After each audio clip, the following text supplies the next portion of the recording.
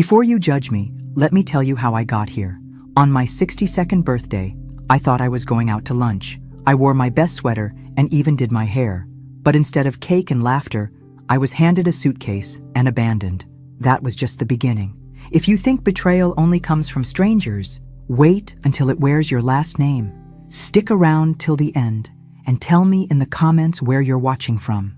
They say a mother's love is unconditional, that it's patient, forgiving, and eternal. I believed that. I lived that. Every scraped knee, every sleepless night, every school play, I was there for Brandon, my only son. I woke up on my birthday with a flutter in my chest, that familiar warmth of anticipation. 62, alone in my modest house in Dayton, Ohio, but hopeful. Brandon hadn't called much lately, said work was hectic, that things with his wife were tense, but surely, he'd show up today. I made pancakes, his favorite, even set 2 plates. By noon, I was still alone. My heart sunk a little, but I refused to spiral. I checked my phone a dozen times, reread old texts just to feel some connection. At PM, the doorbell rang. I opened it to see Brandon, standing there with that boyish grin he used to wear when he wanted something. "Happy birthday, Mom," he said, holding a small grocery store bouquet. I smiled through the sting in my chest and hugged him tight. "You came." "Of course," he said, patting my back stiffly. "Get dressed. I made lunch reservations." I didn't even question it. I grabbed my coat, a little purse, slid on the shoes that always pinched my toes but looked nice. I felt giddy, like a girl going to prom. But we didn't drive toward the city, or any restaurant. We pulled into a place with a long driveway lined with maple trees whose leaves had turned to ash gold and red. I looked up at the sign and felt my stomach twist. Willow Pines Senior Living Facility. "Brandon, what is this?" He cleared his throat. "Mom, we need to talk. This isn't safe anymore. You live alone and with your memory lapses." "What memory lapses?" I snapped. He kept talking. "I found a great place. It's safe, comfortable. You'll have people your age, activities." I laughed. That bitter kind of laugh that doesn't feel like laughing at all. "You're kidding. You brought me here. On my birthday?" He got out of the car. "Let's go inside." I refused to move. That's when he opened the trunk. My suitcase was already packed. I stared at it, frozen. "You went through my things?" He sighed. "Don't make this harder than it needs to be." Inside, it felt like time had stopped. Smiling faces at reception, the smell of antiseptic and overcooked vegetables. He handed over papers, legal papers, a transfer of power of attorney. My name, his signature. Done. I didn't cry then, not yet. I let them lead me to a room with beige walls, an adjustable bed, and a small window facing a brick wall. My birthday gift. I sat on the edge of the bed with my coat still on, feeling the cold seep through my bones. No cake, no candles, just silence. Hours passed. I finally opened the bouquet.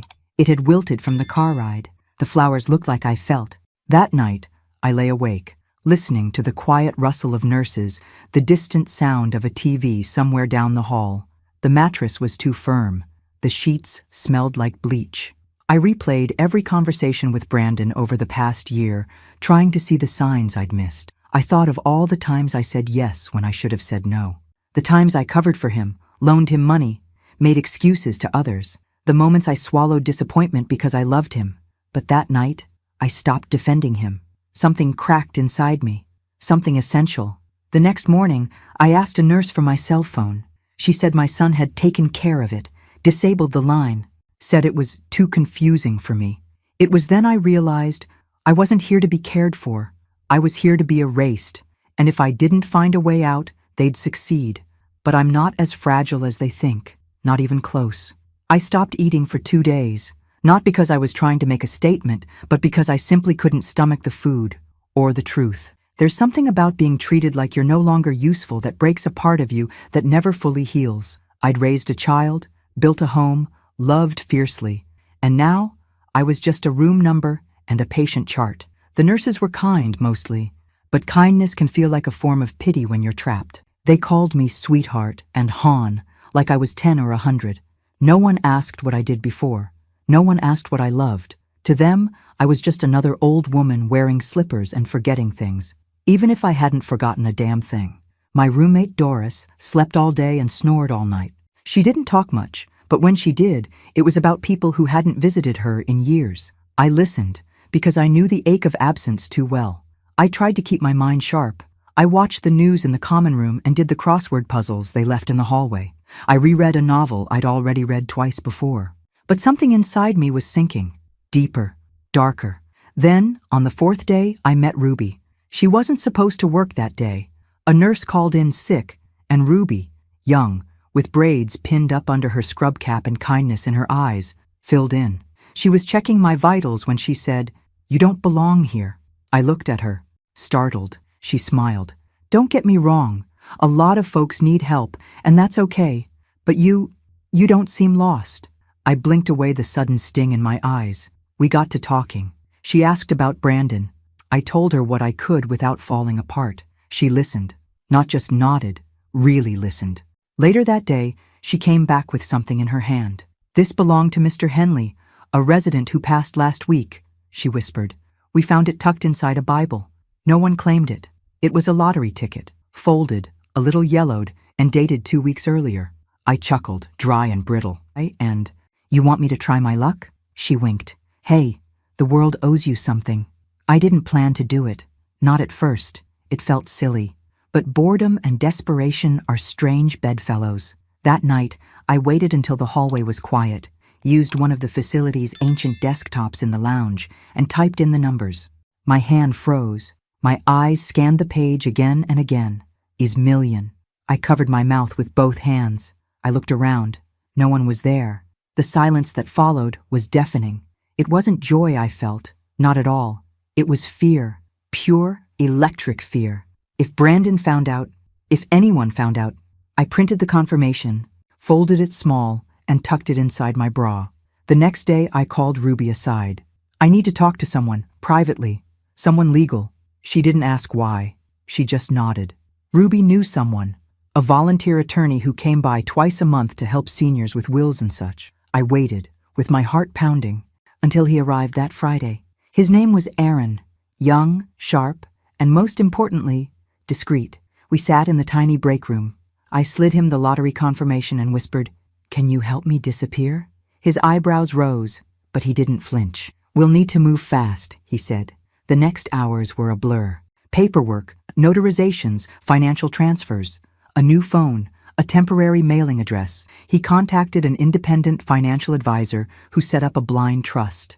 My name was nowhere visible. Brandon would never see a cent. I signed a new will, leaving everything to charity, just not yet disclosed. Brandon had already signed away my life once. I wouldn't let him do it again. Ruby hugged me on the night I left. "Don't forget us when you're free," she whispered. I didn't cry. I couldn't. I slipped away just before dawn, wearing clothes that weren't mine, carrying a duffel with only the essentials. They thought I was senile, broken, alone. But I was about to become a ghost with $1 million. Let them look for me. They'd never see me coming.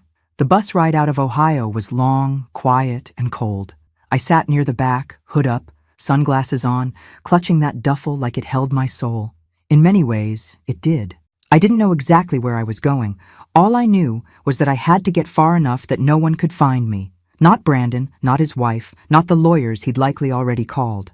Aaron had helped me purchase a modest house under a new trust name in rural Tennessee. Something off the grid, but livable. No cameras, no neighbors too close, just enough distance between me and the life I was leaving behind. When we crossed the Kentucky border, I exhaled for the first time in hours. Freedom had a taste, and it wasn't sweet. It was metallic, like blood and fear. The house was nothing fancy.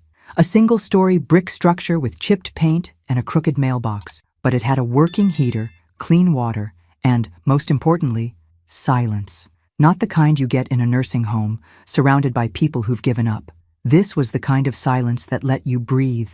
The next few days, I lived like a shadow. I cooked simple meals, walked to the mailbox, sat on the porch, wrapped in an old quilt watching the wind carry dead leaves across the yard. I checked the news obsessively, half expecting my name to appear in bold letters. Missing woman wins, $1 million. Son claims mental instability. But there was nothing. Not yet. I kept the lottery ticket in a fireproof box under the floorboard in the hallway closet. Alongside it, the new will, a burner phone, and a note addressed to whomever finds this, just in case.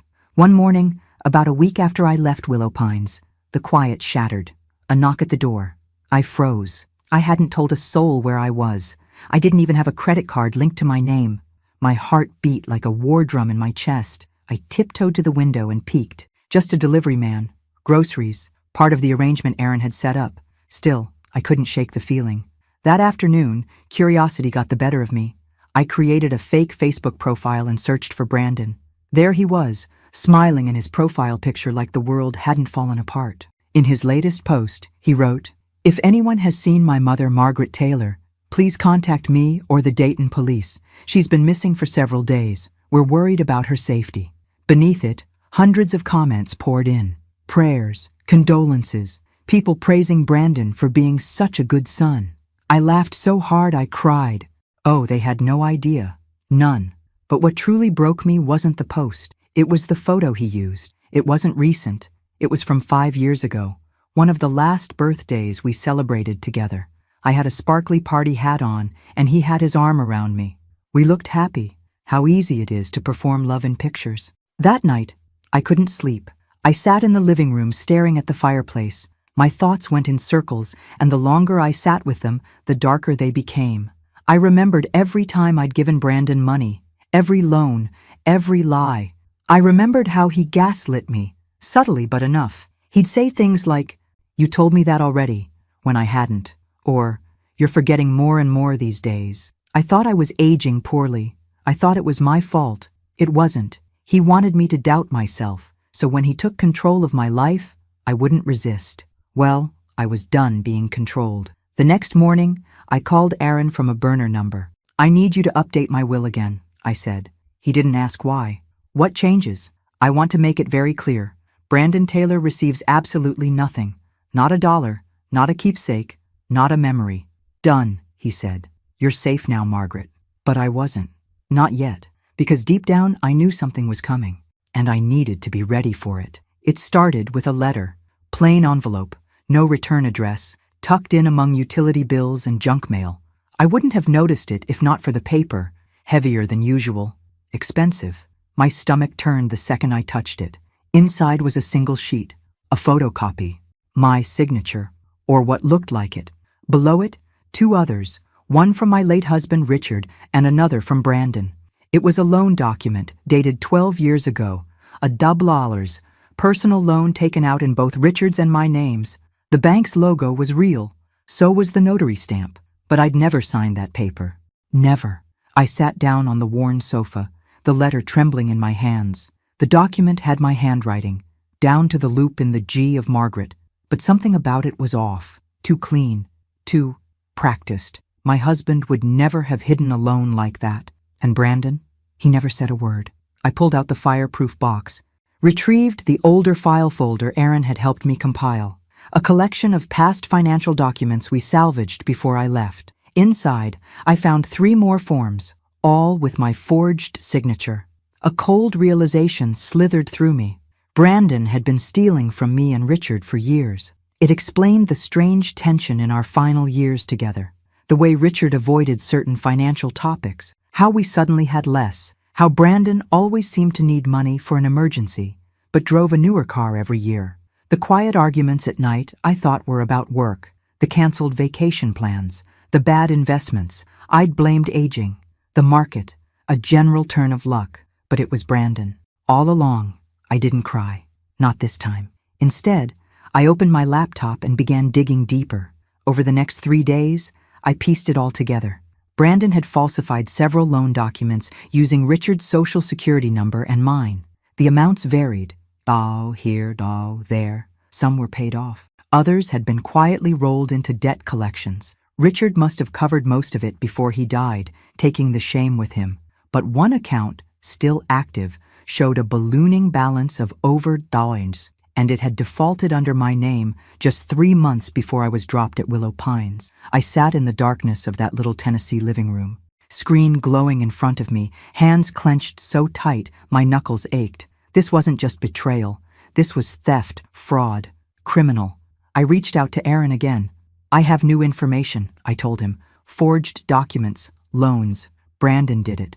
I believe you, he said calmly. Do you want to press charges? Not yet. I wasn't ready. Not because I had doubts. No, those were gone. I wasn't ready because I wanted him to feel the fear first, the silence, the not knowing. I wanted him to wonder if I knew. Because the truth was, I wasn't hiding anymore. I was hunting. I began gathering every document I could, every account tied to my name, every old email, every financial notice Brandon once sent on my behalf. I even contacted the old bank we used and requested records under a legal pretext Aaron helped me draft. Piece by piece, the puzzle formed, and what it revealed made my blood run cold. Brandon had taken out a high-interest loan against the small business I once co-founded with Richard back in the 80s, a catering venture we ran from our garage in those early years. He used that LLC, still technically active, to secure a doubler's line of credit. He signed it using Richard's name, 2 years after Richard had died. That wasn't just a moral failing. That was federal fraud. I saved everything to an encrypted folder, backed it up, and printed a copy to store in the box beneath the floorboards. I wasn't sure how long I had, because if Brandon was as desperate as I suspected, and if he had even the slightest clue that I had vanished with millions, he'd be coming for me, soon. Have you ever looked at someone you loved your entire life and realized you never truly knew them? That's what it felt like. Scrolling through pages of documents that tied my son to a trail of deceit so long and tangled, it made my stomach churn. The man I once rocked to sleep in my arms had grown into a stranger. And not just any stranger, a dangerous one. By now, I had confirmed everything. Brandon had forged my signature, lied to banks, manipulated my late husband into covering for him. And worst of all, he had done it all behind the mask of a devoted son. But the darkest truth came through a simple search. Buried in a public database, with a little help from Aaron's access, I found it. Brandon Taylor, currently under federal investigation for fraudulent tax filings, embezzlement and identity misuse. Identity misuse. That one hit hardest. I clicked on the case file, trembling. The details were mostly redacted, but the accusations were clear. Brandon had been creating false identities, inflating incomes, falsifying deductions, and submitting returns to siphon money through refunds. Some of those identities were deceased, some were elderly, some were real people, including me. The IRS had flagged several returns filed in my name over the past 3 years. I had no idea. I stared at the screen, my mind in a spiral. Had he planned to take my money from the beginning? Was this the reason he was so quick to shove me into a facility and shut down my phone? It wasn't concern. It was containment. He wanted to keep me silent, disoriented, and out of the way. I pushed back from the desk, pacing the narrow living room, one hand on my chest to quiet the tremors. My own son had weaponized my identity, used my name as a tool for his schemes, and when the heat came down, he'd planned to put me away like a loose end in a messy story. Only now, I wasn't just a loose end. I was the one holding the thread. I didn't call the police. Not yet. Instead, I started documenting everything. Every lie, every loan, every forged line on a piece of paper. I printed them, filed them in manila folders, labeled them with dates. I began recording audio notes, not because I was scared of forgetting, but because I wanted my voice to be the last one in the room if anything happened to me. Then, I made a choice. I mailed a copy of the entire file anonymously to the Department of Justice, not to make a statement, not yet, but to plant a seed. They'd have the evidence. If something ever happened to me, they'd know where to look. Still, I couldn't stop the feeling that he knew. I started noticing cars parked longer than usual near the house. Once, a man knocked on the door claiming he was doing a survey of the neighborhood. I didn't open it, just watched from behind the curtain, phone in hand. Every knock, every ring, made me jump. And still, I didn't run. Not this time. I made another call to Aaron. We need to finalize the trust, I told him. The will too. I want everything protected. He agreed. We set it all up in my new name, with layers of legal insulation. If Brandon ever tried to claim a cent, he'd be bounced out of every court in the country. But as much as I tried to shield myself with paper and strategy, the emotional blow hit in the quietest moments. I'd sit at night and remember Brandon as a boy, his laugh, his scraped knees, the way he used to fall asleep on my chest. I'd remember the teenage years, when things got harder, but I never gave up on him. The college calls, the sudden silences, the growing distance. How did I miss it? How long had he been slipping away while I kept holding on? Maybe that's the worst kind of betrayal, the one you watch unfold in slow motion, always hoping it's something else. But now I knew, and I wasn't going to let him rewrite the end of my story, because for the first time in my life, I held the pen. The letter came in a plain white envelope, no return address, but the moment I saw the handwriting, I knew. Brandon had always written in sharp, slanted strokes, as if even his pen couldn't wait to be done with whatever he was doing.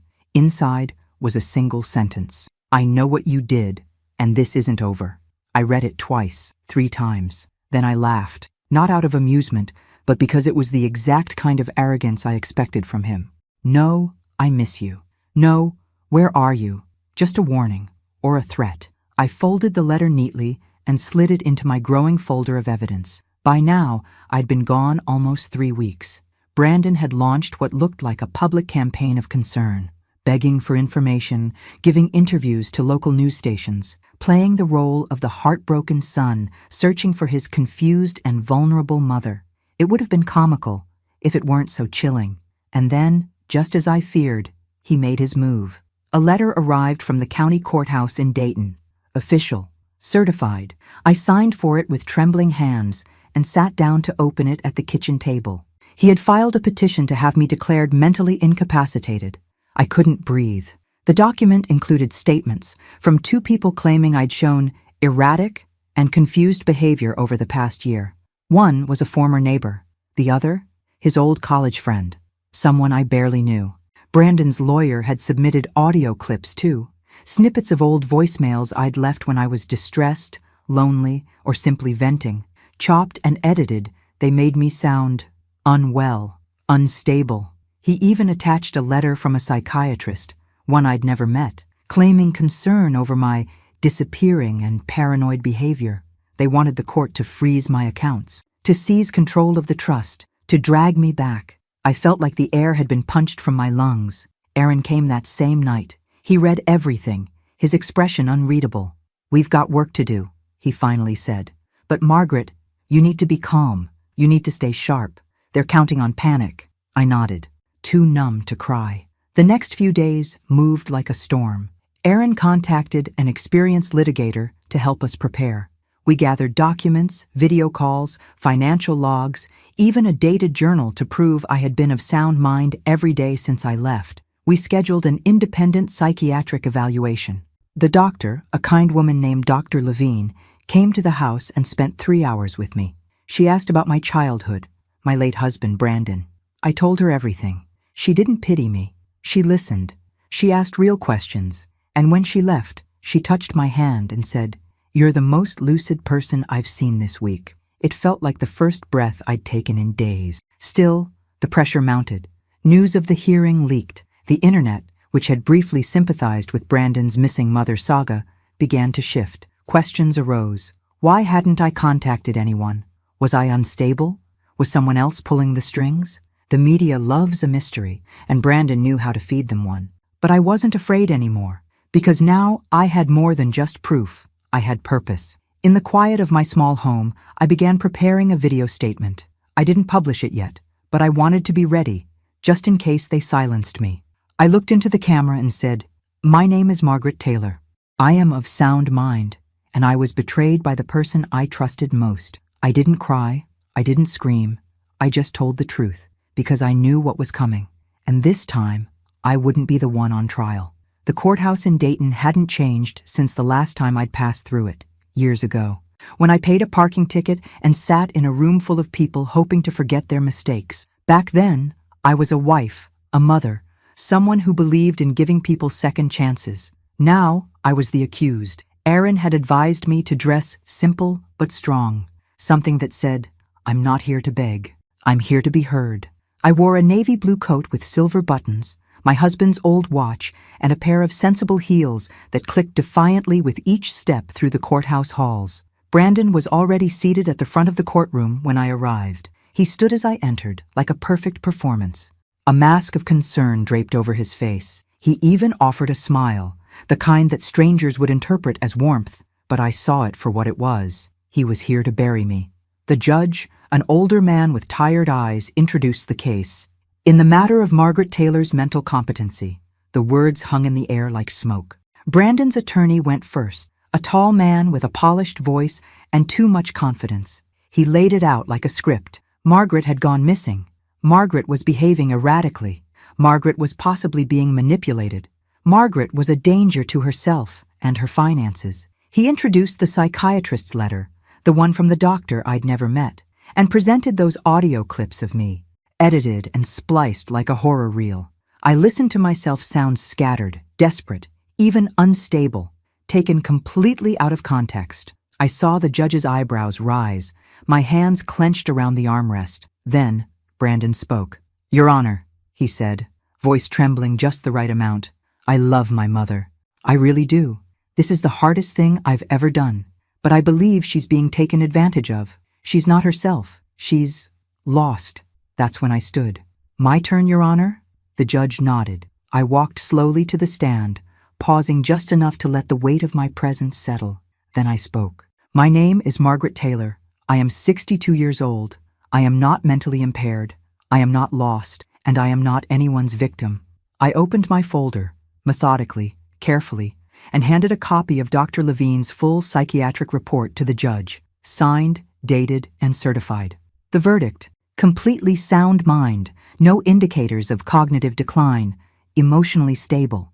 I watched the attorney's shoulders tense. Brandon's face twitched. Then I continued. "I have here," I said, lifting a second folder, "a log of every phone call I made the week before I left, receipts for the transfer of funds to a legal trust, medical records, clean, and a signed affidavit from the attorney who helped me exit the facility, stating I was lucid, logical, and in full control of my decisions." I paused. "And I also have something else, but I won't be presenting that today, not unless I need to." I didn't show the file, the one with every fraudulent signature, every stolen loan, every manipulated tax document Brandon ever touched. That was my ace. Instead, I turned to the judge. He put me in a facility without my consent, took my phone, took my freedom, and now he wants to take what little I have left, my voice, my independence, my dignity. Don't let him. The courtroom was still. Aaron sat beside me, silent but steady. His eyes met mine, proud but not surprised. The judge leaned back, thumb tapping the file. "I need time to review all documents and the medical evaluation. The court will reconvene in 2 weeks." 2 weeks. Brandon turned toward me as the session ended. He tried to catch my eye, but I didn't give him the satisfaction. He left the courtroom with clenched fists and a jaw set tight. His mask was cracking. And I walked out with my head high. The war wasn't over, but for the first time, I knew I could win it. 2 weeks. That's how long the judge gave us. But Brandon didn't waste a single day. Within hours of leaving the courthouse, he doubled down on his public campaign. The local news ran a new segment. "Missing mother reappears in court. Son fears exploitation." Brandon spoke directly to the camera, eyes moist, voice shaking just enough. "I just want to make sure my mother is safe," he said. "She's been through a lot. She's not thinking clearly. And I'm afraid there are people around her with bad intentions." I watched the broadcast from my living room, arms folded, jaw tight. There were no bad people around me, just Margaret Taylor, the woman who raised him, who sacrificed, who forgave more than any mother should. And he had the audacity to paint me as a puppet? That was the moment I knew. The silent war I had declared in my heart was no longer enough. I needed to act. I called Aaron and asked him to come by. When he arrived, I handed him the sealed envelope with every document I had collected. The fraudulent loans, the forged signatures, the tax returns Brandon had filed under my name. "Send it," I said. "Not to the court, to the Department of Justice, anonymously."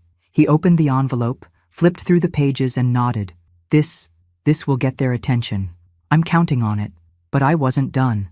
That night, using one of my new aliases and a fresh online account, I made a sizable donation, $5 million, to a national nonprofit organization that protects elderly individuals from financial abuse. No name attached, just the transfer. Within a week, they launched a campaign using my case as a symbol. They didn't name me, but the timing was too perfect. People started whispering, sharing, questioning. How does a mother vanish, then reappear with money, but her own son tries to lock her away? Comments flooded social media. Something's off with the son. Let her speak. Why hasn't anyone asked her side? I don't trust him. Brandon's carefully constructed image began to wobble. Then, a break I hadn't expected. A journalist from a major newspaper reached out to Erin. She wanted to hear my side of the story. She promised discretion. No names, no photos, just truth. I agreed. We met at a quiet cafe 2 towns over. I wore sunglasses and a hat. We sat in the corner booth. She hit record and let me talk. I told her about the facility, about being dropped there without warning, about Brandon taking my phone, my accounts, my dignity. I didn't mention the lottery, not yet. When she asked about the court case, I simply said, "He's trying to take control of my life." Again. The story ran 2 days later. Mother or millionaire? The silencing of Margaret T. It didn't take long for the dots to connect. People online began speculating. Was the missing mother actually the anonymous donor? Was this why her son wanted her declared incompetent? More whispers, more doubts, and still, I remained quiet. Because Brandon's downfall wouldn't come from an accusation. It would come from a reckoning. 2 days before the court reconvened, Erin received a call. It was from the Department of Justice. They had received our anonymous file, and they were opening a case. Brandon didn't know it yet, but while he was building a castle of lies in courtrooms and cameras, I was setting fire to the foundation, and the flames were getting higher. The second hearing felt colder, not because of the weather, though the Tennessee wind had turned cruel that week, but because something had shifted in the air around us. Brandon walked into the courtroom looking less confident this time. His shoulders weren't quite as high. His lawyer whispered urgently as they took their seats. They'd seen the article. They'd seen the shift online. They were feeling the cracks. I sat calmly, my folder of documents neatly tucked into my lap. I wasn't afraid anymore. I was angry. Not the kind of anger that lashes out, but the kind that sharpens into precision. This time, we went first. Erin opened with a statement that silenced the courtroom. "Your Honor," he began, "since the last hearing, we've completed a full independent psychiatric evaluation, submitted detailed financial logs proving Mrs. Taylor's independence and coherence, and have discovered, through legitimate public records, that the petitioner, Mr. Brandon Taylor, is currently under federal investigation for multiple financial crimes, including identity misuse and tax fraud." He handed the judge a copy of the public case docket. Brandon's attorney stood up, immediately protesting. "That investigation has no bearing on—" The judge held up a hand. "Sit down." The courtroom held its breath. Then came the real blow. Dr. Levine, my independent evaluator, took the stand. Calm, intelligent, direct. She confirmed that I was not only mentally competent, but emotionally sound and fully aware of my decisions, including my choice to leave the nursing home. "She's not only clear," Dr. Levine said. "She's deliberate, thoughtful. There is no medical basis for any declaration of incompetence." I looked at Brandon then. His hands were gripping the table so tightly, his knuckles were white. His mask, that carefully constructed facade of concern, was unraveling by the second. Erin then presented our final piece of evidence, a timeline. It showed exactly when Brandon attempted to seize control of my accounts, and how that perfectly coincided with large withdrawals he made from his own failing business. Coincidence? Hardly. The judge reviewed everything in silence. Brandon was offered the opportunity to respond. He stood. His voice cracked. "My mother is sick. She's clearly being manipulated by someone. She wouldn't act like this unless she was confused or unstable. This isn't her." I stood then, and I faced him directly. "I am her," I said. Everyone went still. "I am the woman who stayed up with you when you had the flu at age 6, who gave up vacations, who pawned jewelry to pay for your college classes, who cooked your favorite meal even when I couldn't afford groceries for myself. I am her, and you left me in a facility like I was nothing." I turned to the judge. "And now, Your Honor, I ask you to let me prove that I am not nothing." The judge leaned forward, steepled his fingers, and spoke slowly.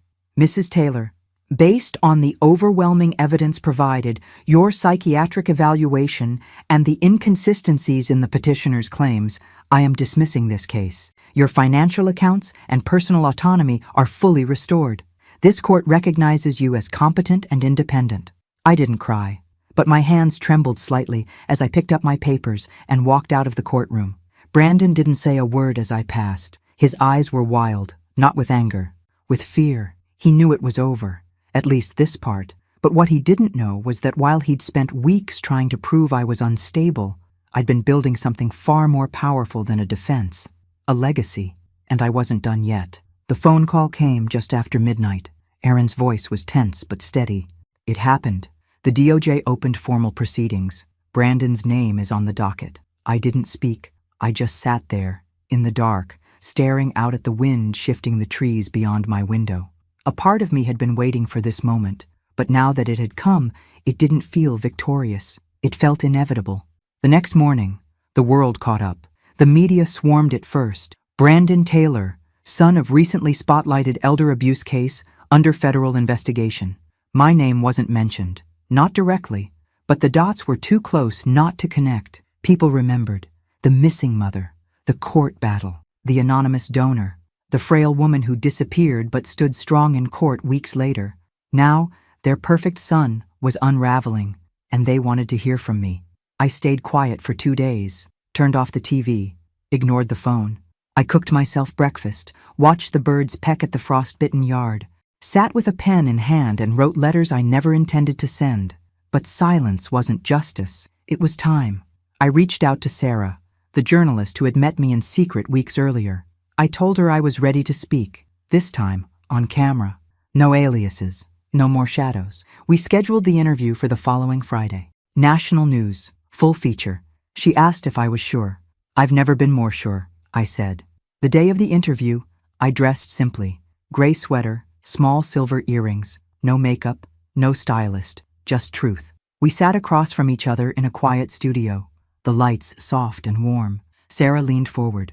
Margaret, the world knows the headlines. They've read about Brandon, about the case, but what they don't know is the heart of it. Why now? I looked directly into the camera. Because it's not just about me, I said. It's about every parent who gave everything and was thrown away. Every older adult dismissed, erased, or locked up under the excuse of love. I was almost one of them, and I won't be quiet anymore. Then I told my story. The nursing home, the lottery ticket, the lies I uncovered, the file I sent. I left out nothing. Sarah's eyes welled as I spoke, but I didn't cry. I was done crying. That night, the interview aired. Millions watched. Messages poured in. People from across the country, sharing their own stories of betrayal, abandonment, and survival. I wasn't just Margaret anymore. I was a mirror. Brandon didn't speak publicly, but sources close to him said he was devastated, that his life was falling apart. Good. He built that life on manipulation, and now it was collapsing under the weight of his own cruelty. But I didn't gloat. Instead, I got to work. I made plans to launch a foundation, one that would protect elders from legal and financial abuse. Not in name only, but with real legal support, real funding, real advocacy. I named it the Margaret Project, because if they were going to use my name to strip me of dignity, I was going to use it to give dignity back. Still, the pain lingered. Not because Brandon was suffering, but because I had once loved him with a kind of loyalty that blinded me. And now I had to learn how to live without that illusion. But I had something better now. I had the truth, and no one could take that from me again. Brandon's arrest didn't come with sirens. It came with headlines. Brandon Taylor indicted on multiple counts of wire fraud, identity theft, and tax evasion. I read the news on a quiet morning with my tea in hand, and my cat curled beside me. The house was still, except for the steady hum of the refrigerator and the wind brushing against the shutters. For a long time, I just stared at the article. Not because I didn't believe it, I did, but because I had imagined this moment so many times that, when it finally came, it almost felt like déjà vu. He was out on bond, of course. Money can buy time, even when it can't buy peace. But the damage was done. His name had become synonymous with betrayal. Former clients pulled their business. His credit lines were frozen. Friends? Gone. Even his wife had issued a statement through a lawyer. She was filing for divorce. He was alone now. I should have felt triumphant, but all I felt was hollow. The thing about surviving betrayal is that it doesn't leave you whole. It leaves you wiser. Yes, Sharper, stronger maybe, but something soft dies in you. That blind trust, that belief that love is enough to keep someone loyal. I didn't grieve that softness. I buried it. It was a chilly Saturday when I walked into the town center for the first time since the interview aired. People recognized me. They didn't whisper. They didn't stare. They smiled. One woman, maybe in her 40s, touched my arm and said, "You gave my mom courage to leave a bad situation." A young man behind the pharmacy counter slipped a note into my prescription bag. "My grandma says thank you." I didn't seek this attention, but it came gently, like sunlight through heavy clouds. Aaron stopped by that afternoon. "They offered him a deal," he said. 10 years if he pleads guilty. If not, it goes to trial." "And he?" I asked, still pretending it's all some misunderstanding. "He thinks he can outsmart the system." I shook my head. "He's been pretending his whole life." Aaron hesitated. "He still hasn't tried to contact you?" I met his eyes, not directly, but I had received something. A letter, unmarked envelope, slid under my front door one evening while I was in the kitchen. Inside, a photograph. It was from my 60th birthday. Me, in a yellow sweater, laughing with cake on my face. Brandon beside me, holding the knife, laughing too.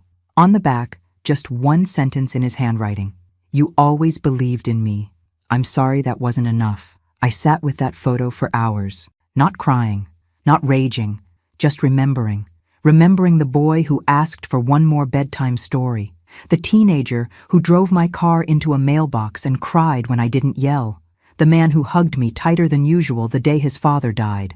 They were all parts of him, and I loved them. But love, true love, demands truth. And Brandon chose lies. That night, I burned the photo in the fireplace, not out of hate, out of release. I watched the flames curl around the paper, blacken the edges, erase the smile. I didn't need a picture to remember. I needed peace, and I was almost there. The morning I returned to Willow Pines, the sky was pale gray, the kind that softens the world without hiding it.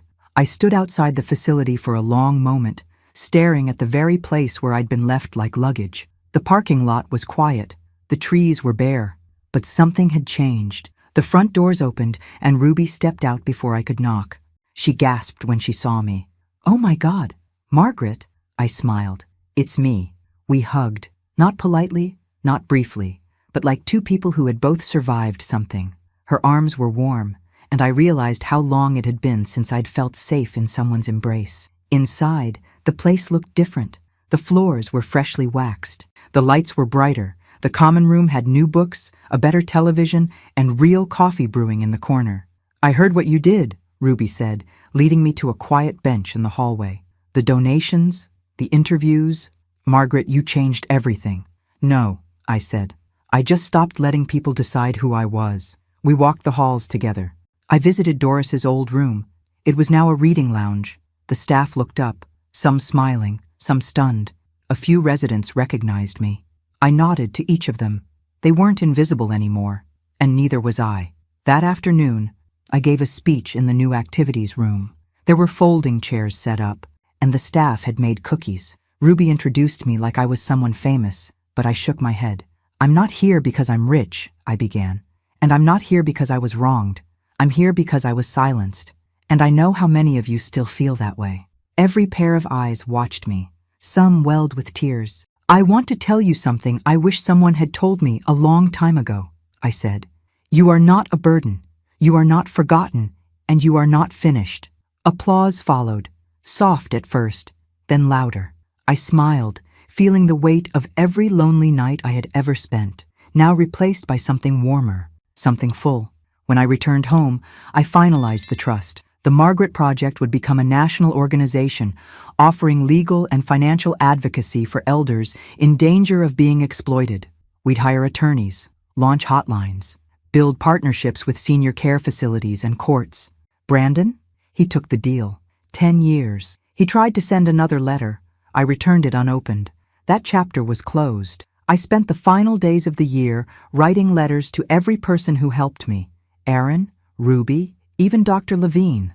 I thanked them not for saving me, but for standing beside me while I saved myself. And then, on the first snow of January, I did something I hadn't done in decades. I wrote a letter to myself. It was short, just 1 page. I read it aloud as I sat by the fireplace, the cat curled at my feet. Dear Margaret, you weren't crazy. You weren't too trusting. You weren't weak. You were just a woman who loved too deeply. And when they tried to write you out of your own life, you picked up the pen and wrote the ending yourself. I am so proud of you. With love, yourself. I folded the letter, placed it in a small wooden box, and set it on the mantel. I didn't need a legacy of money or revenge or even justice. I had something greater. Freedom. And for the first time in my life, I was finally, fully, completely free. Thanks for listening. Don't forget to subscribe and feel free to share your story in the comments. Your voice matters.